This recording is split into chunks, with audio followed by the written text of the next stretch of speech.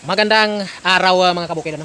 So ngayong araw ay magtatrabaho muna tayo sa breeding area or housing ng mga alaga nating mga manok. So may dalawang kwarto na tayo na natapos dito. Isa, so sa dalawa. Yun, may tatapusin pa tayong dalawa dito. Yan mga kabukid. Ay. So sa isang buong bahay na yan ay magkakaroon ng apat na breeding area. So apat na kwarto yan mga kabukid para doon sa mga alaga nating mga manok. Doon natin sila ilalagay habang nag-breed tayo. So halo kung saan ang unang mangitlog. So siyang ilalagay natin dito. So may nauna na tayong sinalang dito. So battle stag or battle cross natin. Ayan. Buksan natin. So isang whitey at saka isang pula. So manok na pula. So sila ang pinaris natin mga kabukid. So experiment bloodline natin 'yan.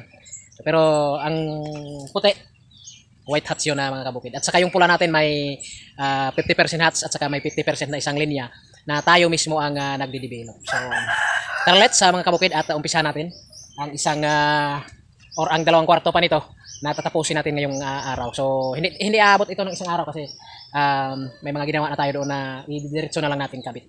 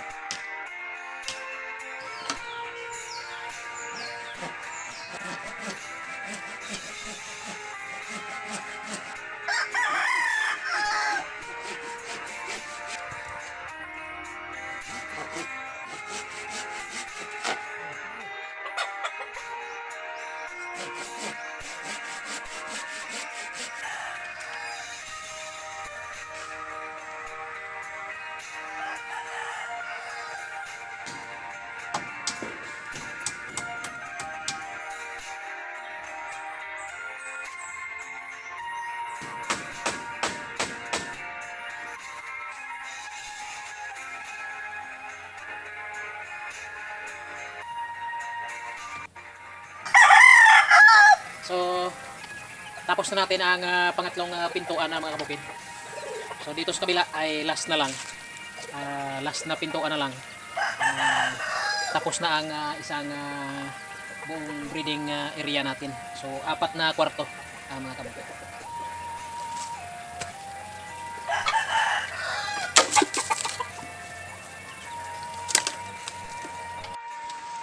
So ayan mga kabukid, sa ngayong araw ay half day.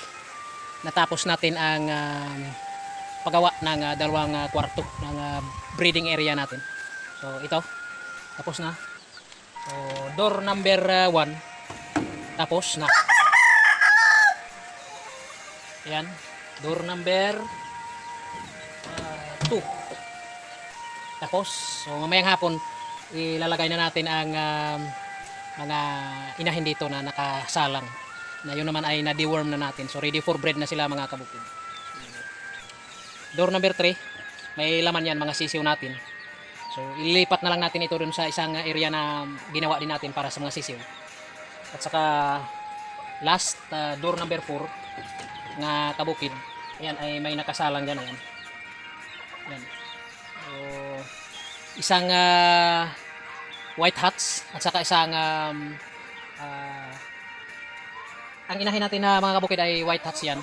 Yung broodstag natin ay may halo din yan na 50% hats at saka yung nilagay natin na dinidevelop natin na bloodline na mga kabukid. Ang lalabas niyan, 3/4 na hats at saka 1/4 na bloodline na pinasok natin doon sa broodstock natin. Happy breeding mga kabukid. Ayan, ngayong araw ay yan lang ang may update ni Kabukid sa inyo sa kabisihan ng buhay natin dito sa area natin. So, sa lahat ng mga walang sawang sumusuporta sa atin ay maraming salamat sa inyo mga kabukid. At kayo ay nagpapatuloy sa pagsuporta sa atin. At tayo naman ay hindi titigil sa pagpapakita sa inyo ng mga ginagawa natin dito na siya namang may kabuluhan mga kabukid. Alam natin ngayon ay magastos ito, pero pagsikapan natin na next year ay makapagbenta tayo ng mga native chicken natin. So ang mga hybrid chicken natin, medyo alanganin pa tayo sa pagbenta kasi susubukan pa natin ito mga kabukid. Pag good ang score, pwede natin i-open sa mga kabukid natin na mahilig din sa sabong. So si Kabukid ay palaging nagsasabi na kung hindi tayo, sino ang gagawa para sa atin?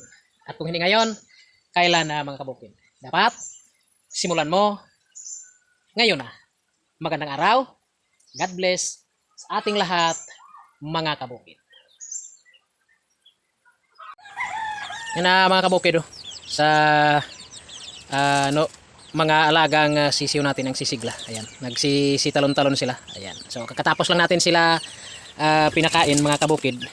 So medyo makukulit. Ayan, ang tubig nila ay may vitamins yan mga kabukid. So, sa isang 3x4 mga kabukid ay nilagyan natin ng 12 piraso na mga sisiw. Ayan. So native ito mga kabukid, na native chicken.